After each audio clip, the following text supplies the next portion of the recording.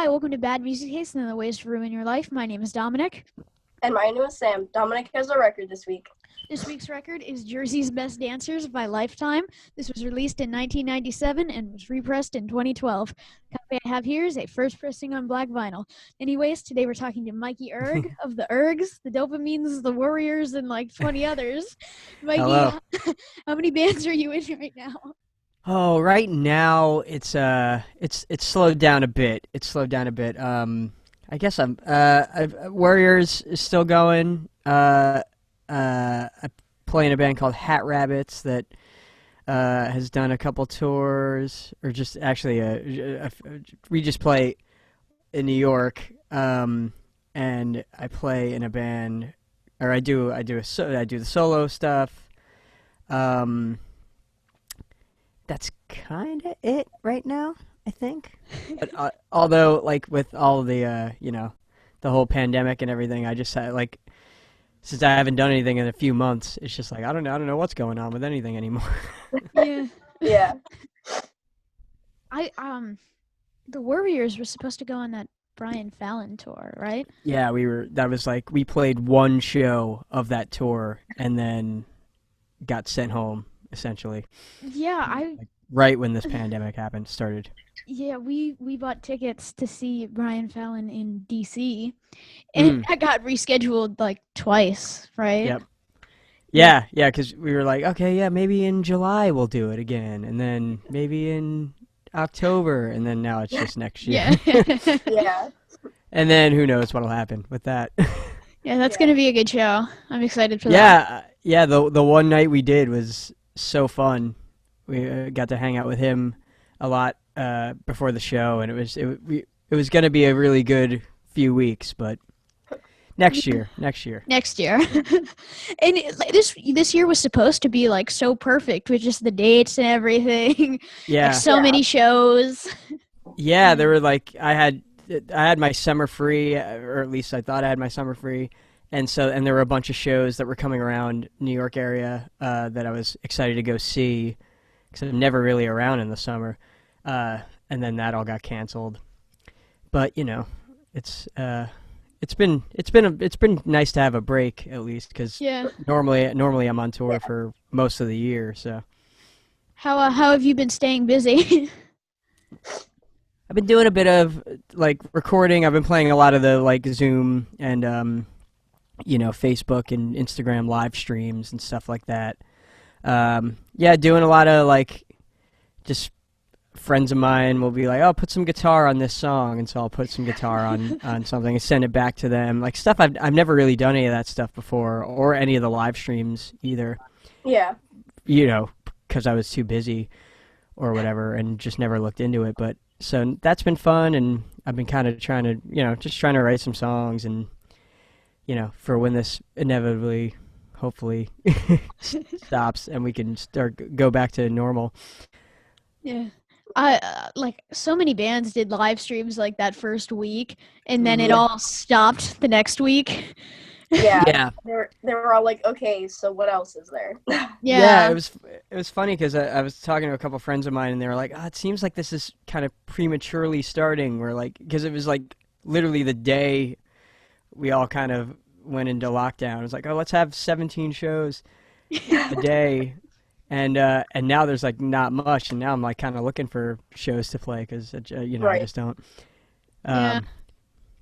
And everybody was like, the live streams make up for it, right? Yeah. Right. It's definitely, I have fun doing it because it does give you some sort of like, okay, Friday night at 7 o'clock I have this to do. Yeah. So that's Yeah. that's cool. And you're still playing. You don't really know how many people are watching, but and I like doing the live streams because I do like when I do my solo sets in front of an audience, I'm usually like playing electric, just plugged into an amp, and just me on stage, but like just plugged all the distortion way up, and just like I kind of pretend I have a band behind me, and just Yeah. can only do like the rockin' songs. So the live streams are kind of like, I don't know what the audience is doing while I'm doing this. So I can just play, Yeah. you know, a couple ballads if I want to, or Yeah. whatever. I'm not thinking about the crowd as much, which is Yeah. freeing for me. Because, like you said, I feel like with it being like that certain time and day, it's finally something that's actually set in place and Yeah, not just up in the air. absolutely. That's the weirdest thing about this whole thing is like time barely exists anymore. It's like what Yeah. is it? I realized you know, I knew we had this thing set, and I was like, oh, it's Friday. Oh, I better get ready for this. You know, like I don't know what day it is anymore. Yeah. Yeah, this is like the one way that we've been able to like keep track of everything. Yeah. Right. Was this? Were you doing this at all before, like before the pandemic? No, Was it we- like a podcast or anything? We started this like late April. Yeah. Okay, cool. That's and awesome. It started, and we like the first 5 were just our friends. Mhm. Like we reached out to everybody. A couple of people were like, "No, Yeah. that's lame." Yeah. And then we reached out to a bunch of like musicians, and a bunch said, "Oh no, sorry, we're busy," and Yeah. we just didn't say anything back because you're not busy. Right. Right. Yeah.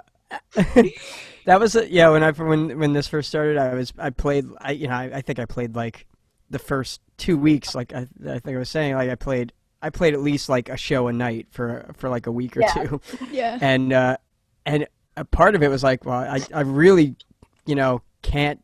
Normally, the only time I turn down shows is if I already have another show that night. And Yeah. so Yeah. I didn't have anything lined up, so I was like, I guess I'll play all these shows then. Yeah, so now it's not like a booking thing. It's just like Yeah. when I want to do it. Right. Yeah. I in like my little music room, like basement, I set up a projector down Yeah. there. So when I go down there and play the drums, I can play along to like Rancid or something. That's awesome. That's That's awesome. really cool. And then my parents will just like watch, and I say, you have to stand the whole time as if it Mhm. were a show. Hmm.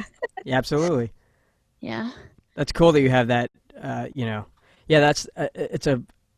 You know, I live in like in a small apartment in New York, and like so I haven't played drums in like 6 months, and it's kind of absolutely the longest I've ever gone without touching a drum set. And Yeah. it's weird. I'm like at the point where I'm like, do I just buy an electronic drum set just to put in the corner just to play, like, because like who knows how long it's gonna be. And there's Yeah. not even like rehearsal spaces or anything. I think those are all kind of closed too. So it's like Right. there's not even a place I can go and play drums for a couple hours. It's weird. It's so weird. Yeah. Yeah. I feel like the next show back, whether you're in the audience or you're on the stage, is gonna be so weird. Oh, You're just yeah. not gonna know how to act. Like. Yeah, it like I think about that. It's either gonna be, I mean, because you know, we're not gonna know how to, you know, if we've been spending all this time kind of like avoiding people, and you know, Right. don't you know, don't go outside, don't get too close to people, and like so being at a show is gonna just feel so foreign. It's weird, like watching movies now or TV shows where people are Right. like in a crowd. I'm like, no, don't. Don't do Yeah, that. I watch Friends, and they're like, "Do you want to Yeah. go to the coffee house?" And like I'm looking at my phone, and I'll look up, and I'm like, "No, oh, Yeah, it's so weird. I have that reaction every time I watch a show. I'm just like, don't go anywhere with anybody. yeah." Like I'll I get know. anxious just from watching that. Yeah, because I was thinking about it. Like, over the past few months, I've literally adjusted to being afraid to go in the grocery store. Right. Like, that's like a weekly thing you do now. Yeah. No, it's I have, you know, I get anxious normally, and then now it's like if I go to if we don't have something for dinner and I have to go pick up some, you know, salt or something, I'm just like, what do I do? How do I go to the grocery store now? Like, Yeah, it's like that. am I in here too long? Am I am I too close to something? You know, it's like, That person's mask is under their nose. oh, No. well, that's yeah. Yeah, it's like it makes being anxious already like much worse. Yeah. Definitely. But when shows do come back, it's going to be the best thing ever. Not just because like they've been gone for so long, but because every band is going to go everywhere. They're going to Yeah, do there's like going to be a lot of Right. shows. 50 and- state tours twice over. Yeah. I think so. Yeah. I hope so. I mean, yeah, I hope so. And I think like that first show back is just gonna be like the most euphoric, like amazing feeling. Yeah. And then somebody like bumps into you starting to mosh. It's like, no, I don't. Yeah. Oh, okay. Yeah. I don't think we can do Yeah, that. it's gonna be. It'll take a bit. It'll take a minute to get used to it, but it'll be fun, I'm sure. Yeah. So you recently put out a new record called Bon Voyage. How has it been to release a record during the age of COVID without being able to tour to support it? Yeah, it's weird. I mean, the only reason it even came about was I had a European tour like planned, booked for months, almost a year, and just leading up to it, I got a friend of mine who runs a label in Holland. Was he asked if I wanted to do like a 7-inch for the tour, like so I'd have something new out in Europe for the tour, and I of course I always wanted to work with him anyway, and then this just seemed like a perfect opportunity, so I quickly just got it recorded and sent it off, and then all this happened. So it was and he wrote me and he was like, do you still want to put it out? Should we save it for when the tour gets rescheduled? And I was like, well, I think what I'd rather do is put it out, and then I'll just write a new 7-inch, and we'll do a new 7-inch when the tour actually happens or whatever. So, but yeah, it's cool. It came out like fairly close to the beginning of this, and it came out on. It just happened to coincide with, I think, the first or maybe the second Bandcamp Friday thing. Yeah. So it just kind of, I sold a lot just from that in general, and so that was really nice. And yeah, it's cool. It's kind of more of a like it's kind of my most Ergs sounding record that I've made as a solo artist. So that was like people were really into that too. It's oh, sorry.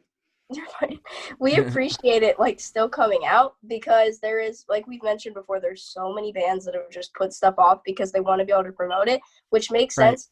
But now is the time that people need new music, and we just need that new aspect of our life and something to latch onto. Yeah. I mean, I'm a huge collector of box sets and music, and that's kind of the thing that's been like really like. Every time a new box set gets announced, I'm like, okay, at least I have that to look forward to, as opposed to like a show or something. But yeah, I think like and music has always been like a major part of my life, huge like brings joy to me. So I feel like anytime new music comes out, it's just like a blessing. So I definitely was like, I don't want to put this off anymore. There's no real reason to put it off. Like we just kind of did it because we could anyway. So now there's more of a reason to put new music out. Right. Like some bands have been writing music like just for the pandemic, like just to entertain people during this time, and then there's some people that have been like putting it off as a way to make more money when it does come out, which I think is so shitty. Yeah, I mean it's. Yeah, like there's and then there's also like the old model of like, well, we have to do we have to do the 2 lead up singles, and then we have to do the album, and then we have to tour the album. I mean, I think that's all kind of this pandemic is proving a lot of things where like certain things it doesn't need to be that way. Like music is supposed music is supposed to be a way to express yourself, and you should just be able to express yourself whenever. Right, there shouldn't be patterns. Yeah, and it's not like I don't know, like it's not like those 4 songs that I wrote for this European 7-inch, they're not like precious. Like that'll happen again if I when I do another European tour. It wasn't like I like had this grand concept about like I'm gonna write a song for each date of the tour that we already had set and then made an album. It's like at that point, maybe that would have been like a thing that I would have been writing out the master plan. Yeah, but like it's just there's 4 songs. There'll be 4 more songs next time. Like let's just put it out because there's no real reason to not put it out. So I've heard that it isn't really rare for you to go on binges of some bands here and there. So what does your quarantine playlist look like? I mean, mine's been all over the place. Yeah, mine's been all over the place.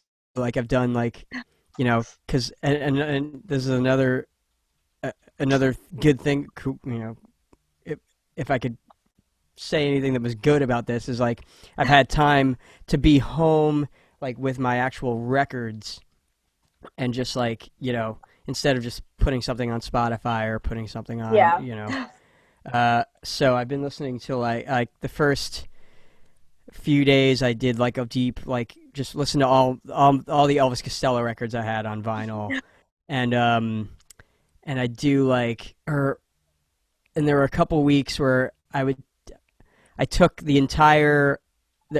Bob Dylan put out a box set it's 18 CDs and it's every second of music he recorded for 3 of his albums in the mid 60s, Highway 61, Blonde on Blonde, and Bring It All Back Home, and it's every note he recorded, and it's 18 hours long. And so I spent like 3 or 4 days just listening to that whole thing. And so just I've had time to just go on these binges. Right now I'm in a Husker Du phase where I'm just like listening to every Husker Du record. And there's a box set called Savage Young Du that's like all of the first 3 years of them being a band. It's like a ton of live stuff and their first couple records. So I'm doing that right now. And then I have a feeling that in a couple weeks, what's coming out? There's going to be there's a Prince box set coming out that I've already pre-ordered. That'll be out in a few weeks, and so that I'll be in a Prince binge for a couple weeks. I've always loved Prince, but then my mom finally got me to watch Purple Rain because for the longest time I thought it was like a documentary, and I was like, eh. And then I watched it and I was like, oh my god, and that was like it for a month. Yeah, it's so great. He's so great. He's one of my absolute favorites. Definitely. On the topic of Husker Du, is this we're in Baltimore. There's a record store in Baltimore called Celebrated Summer. Yes, I know it well. we were gonna get oh my god, what day? Oh, New Day Rising. I forgot what it is. We were gonna try and get that from Celebrated Summer, and it's almost not ironic, but kind of funny that record was sold out. Yeah. I mean, it almost makes sense, but yeah, Tony's been a friend of mine for years, and he's the best. He was a very early fan of the Ergs, and we've known him for years. And he was always. We used to play. It used to be in Towson, and we would play the record store in Towson.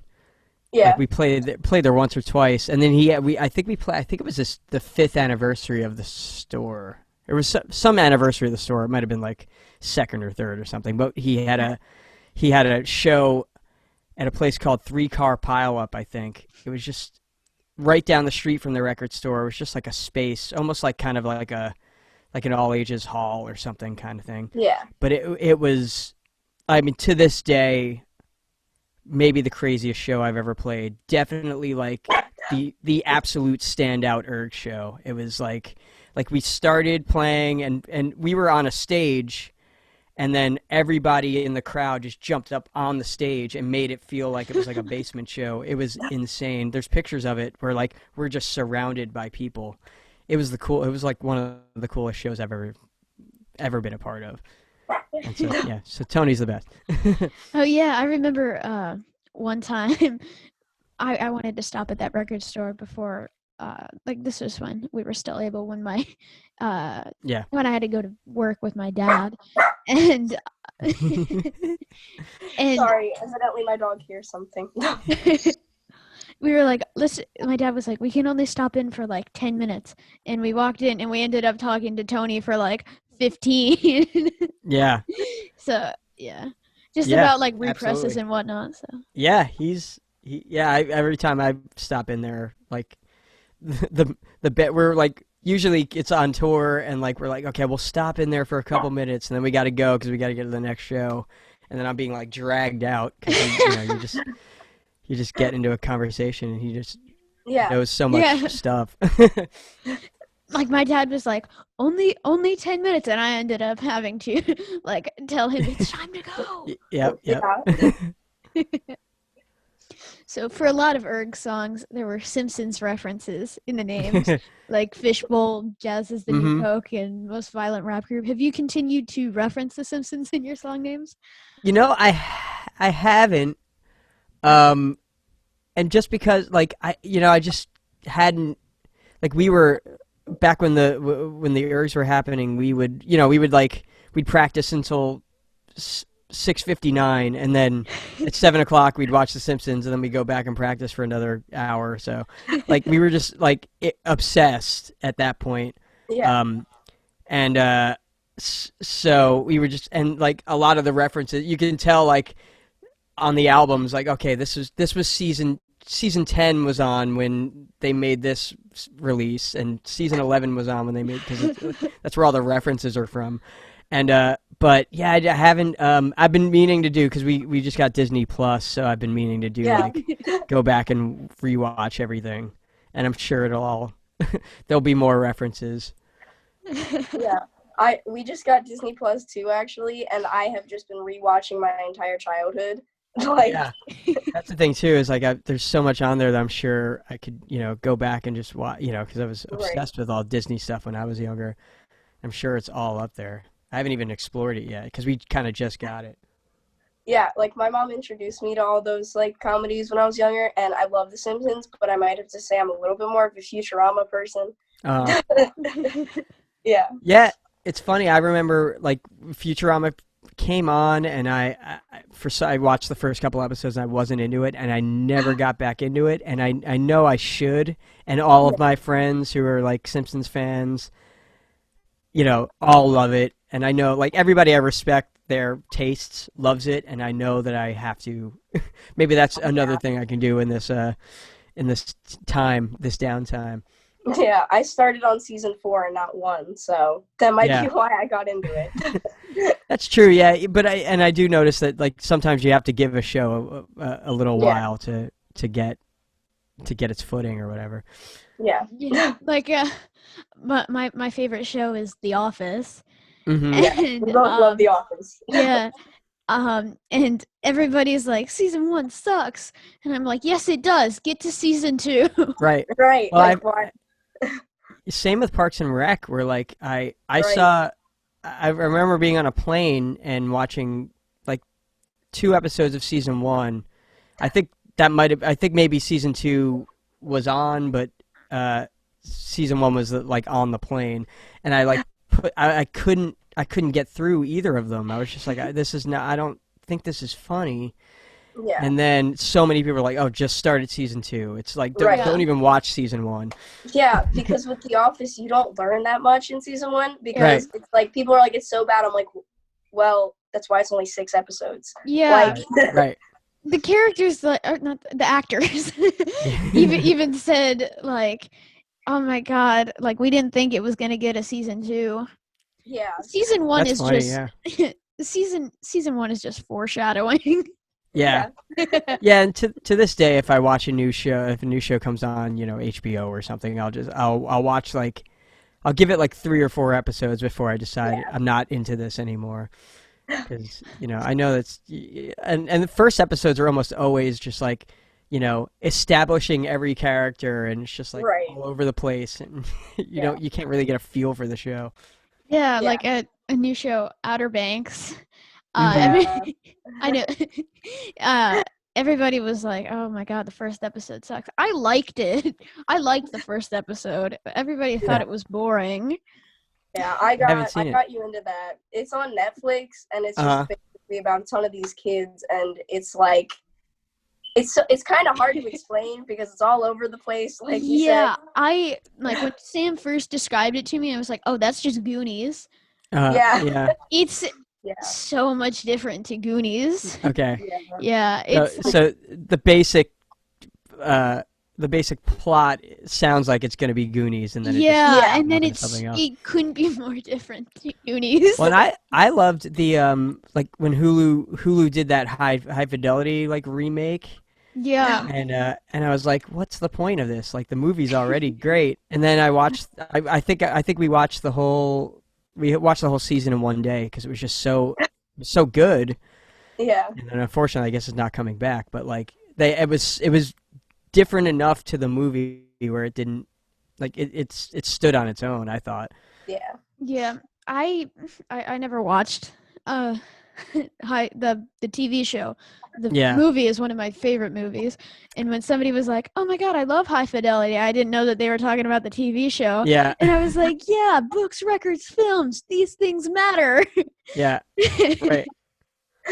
Yeah, I enjoyed it, and it's one of my favorite movies too. And it was just I literally I went in, and that's the other thing. I went into it expecting to hate it, and really enjoyed it. So Yeah. Yeah. So, kind of changing the topic a little bit. When growing up, were there any influences from a young age that had really like sparked your interest in a career like this or punk rock in general? well, I like when I was really young, the Beatles were like always my favorite band. Yeah.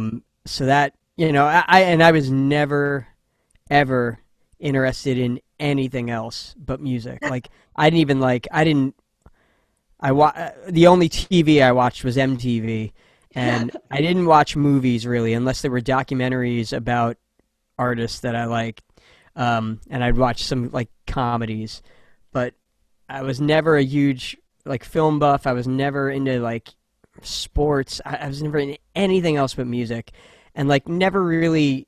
I don't know. Like I started playing drums really young because my dad was a drummer, and we had drums. He had a studio, and so I'd go to the studio all the time and play the drums. And I taught myself guitar, but like never really thought. You just don't think like I can do this, Yeah. especially when you're listening to the Beatles and like Led Right. Zeppelin, and, like all these like virtuosos. But yeah, and then I did finally I got into punk rock around like 93, 94 with the whole like, of course Dookie and Let's Go by Rancid Yeah. and like Smash, like that like group of like how everybody my age probably got into punk rock, and then like also got through them got into like reading kind of Maximum Rock and Roll and like getting into no effects and I remember going to I went to the Warped Tour in 1996 and got handed the second fat sampler, the Survival of the Fattest sampler, like because they just had people giving them to everybody, and took it home, and that was when I realized like, okay, I have 16 new favorite bands or whatever, like because like Bracket was great and Snuff and that was like I feel like that was like the diving board, like okay, this is what I want to play this type of music and be in these types of bands. And that was when I was like 15, and then and then for a few years just kind of played around with friends and stuff, and then the first time you play in front of a audience and it doesn't go poorly, you're just like, okay, I can get used to this. But yeah, so like I guess like getting into doing what I do now, I definitely credit like No Effects and that kind of axis of like because that was like I was hearing all of these, like it was a new world. It opened up the new world for me of like punk rock. Yeah, And like modern punk rock or whatever. Right. And yeah, and that was definitely like the what I needed to realize like, okay, I can do this too. Like Yeah. Like you said with that, I think because we pay to go to shows and we see like the fame that these people have and like who they know and whatnot, it's like, oh, well, I could never do that, because you don't think about how they got there. You think about where they are. Right. And that's why it's like the idolization comes in. Yeah. Well, it's crazy too because I know I remember having a feeling like, and it's a couple people you guys have had on were like, I'm never gonna go to I'm not going to go to a Paul McCartney show and see him like by the merch table, Yeah. or I'm not going to go to a whatever. But like I went to see Descendants, and Carl Alvarez was just sitting by the merch table, like, and Right. I just went up and talked to him, and he talked to me, and it was crazy because I was just like, you're in my favorite band, like what Right. is happening? And then you eventually kind of like, from being in the Ergs and stuff, I actually started like meeting all of these people, and like, Yeah. we were peers as opposed to like, this fan and artist or whatever, and that's something that's never going to happen in any other genre of music, really. Like, Right. It's like Yeah. family, basically. Everybody's like yeah, kind of knows each other.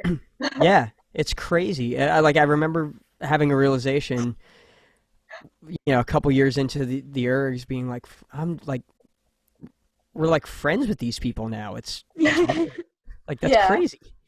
I remember I went to go see Filmage and Mhm. in at some place in PA, Lancaster, and Mhm. we went there, and Milo was just like watching the movie, and we went over and we were like, Milo? And he like turns around, he's like, yeah, and I have a framed picture like right above my computer of me and Milo Ackerman when I was like 5. I have a very, like, to me, crazy funny Milo story, where this was what, 2013, 12, 13 or 14.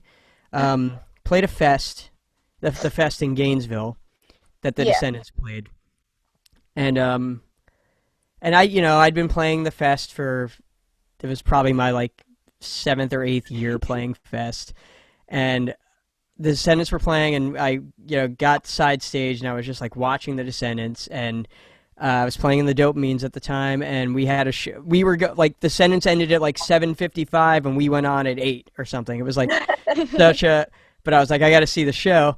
So after the Descendants play, Milo walks off the stage, and I just grabbed him. I was like, "Hey, I'm sorry, I gotta be that guy. Like, can I take a picture with you?"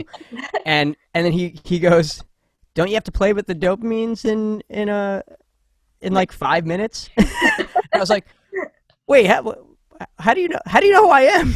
And he's like, "You play in every band at this festival. I know that. That's." It's like, "Oh my God, okay, click, I gotta go."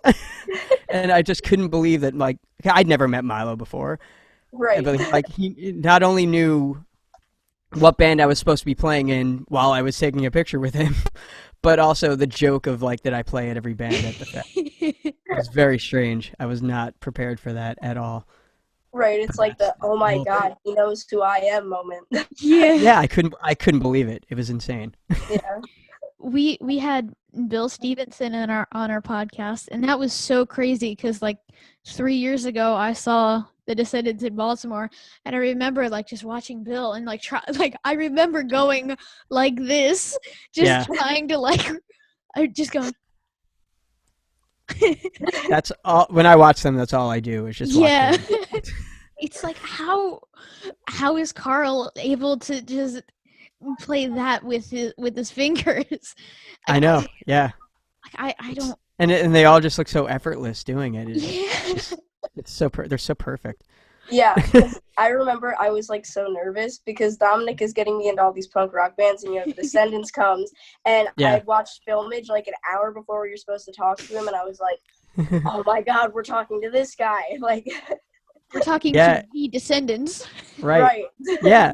And not only, and with Bill, it's just like not only is you got Black Flag in there too, Right. and then all the productions that he's done. It's just like, Yeah. who is this genius that Yeah. that Right. has just been like has been everywhere and done everything. It's awesome. Yeah. Because I play the drums and I look up to him so much, and to be Yeah. able to talk to him then is just Yeah, me too. yeah. is so It's crazy. and I like I've talked to him a few times, and I never bring up drums. I don't know why. I never like I could probably get some pointers out of him if I actually asked, but I didn't. Yeah. We always just talk about like the one of the first times we talked, we just got into a jazz conversation, talked about like Ornette Coleman for like 2 hours, and it was just like, this is amazing. He's such a great guy. It just, Yeah. Yeah, Like- he's awesome. So you have a new record coming out August 21st with Loose Behavior called Four Songs in North Carolina. That's true. Can you tell us about this? Yeah. So like the last thing I did, except for that one Warrior show that that played before everything got canceled, Loose Behavior. I was in a band with the singer of Loose Behavior, Jesse, in a band called the Slow Death for years and years. Slow Death is actually almost kind of a collective. It's kind of like whoever, like, there's probably like 10 or 15 people that know the songs, and whoever can play at whatever different time, like you kind of like whoever's in the yeah, pretty much. But like who's ever in the room can do it. Like we've played shows with 8 or 9 people, like just because everybody was there, and it was like, okay, grab a guitar, play the set, like. Yeah. You play the harmonica? We could use a harmonica. Yeah, right. I mean, yeah, we definitely played one show in Minneapolis where I think there were 5 rhythm guitars on stage. It was ridiculous and loud and awesome.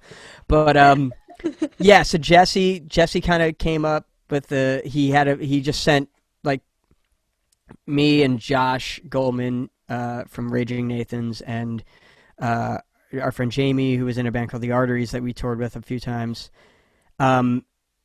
He just sent us an email like with these 10 songs, like, okay, I'm gonna be in Jersey, you're all gonna be in Jersey, let's make this record. And so we spent 2 days and made an album, and then the album finally came out in like January, and so we did, I think I guess it was February, we did a tour, like just a short like 2-week East Coast tour, and then at the end of the tour, Jesse was like, let's make a record. So we went into this my friend Scotty's studio in North Carolina before we played our Durham, North Carolina show, and we had 4 hours, and we just like, I mean, I wrote my song in 3 minutes, and then we just recorded it, and like the bass player wrote his song in like a minute, and we recorded it. It was the most haphazard, like, thrown together thing, but like the 4 songs together are just like, it's like I think they're better than the album. It's like we just somehow like pulled it off. I think it was just like all this nervous energy of like, let's get this going, and so yeah, so we recorded 4 songs. Like it was the second to last day of the tour. Got home from tour, and then we kind of just sent it to press, and we know we're not going to play, like we were supposed to play Fest this year, and that didn't happen. But so we'll have 2 records out within the span of like 7 months, and then hopefully people will listen to it, and then next year when we play Fest, it'll be a crazy party, and it'll be awesome. But yeah, and I was actually even shocked that, because the record got announced yesterday, and Josh was like, yeah, it's out next week. Like, we have the records. And I didn't even know. So yeah, it'll be out next Friday. I heard the one song that you guys put out, and I really liked it. I can't wait to hear the rest. Yeah, it's one of my favorite things that I've done. It's cool. I'm glad that